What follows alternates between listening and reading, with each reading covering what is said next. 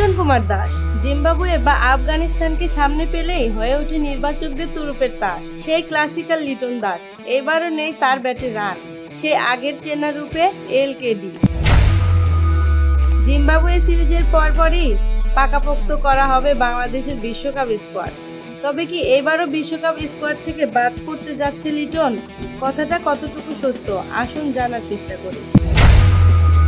এই তো গেল সিরিজে বাজে ফর্মের কারণে সিরিজ চলাকালীন সময়ে দল থেকে বাদ পড়ে লিটন।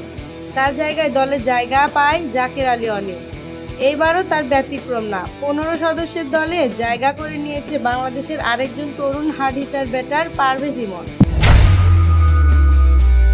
এই সিরিজে লিটন যদি সেরাটা না দিতে পারে, নিঃসন্দেহে বিশ্বকাপ স্কোয়াড থেকে বাদ পড়বে লিটন দাস। কারণ শুধু অভিজ্ঞতা দিয়েই দলে জায়গা ধরে রাখা যায় না, তার সাথে ফর্মটাও থাকতে হবে। মোসাম্মদ মুন্নি ইসলাম, স্পোর্টস টাইম, ঢাকা।